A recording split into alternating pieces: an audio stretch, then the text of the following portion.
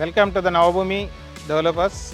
ఇది మా old venture అండి. ఇది 55 ఏకర్స్ హెచ్ఎండిఏ అప్రూవ్డ్ వెంచర్. మేము చేసిన డెవలప్మెంట్స్ ఇవన్నీ చూపించడానికని మీకు ఇక్కడ చూపించడం జరుగుతుంది.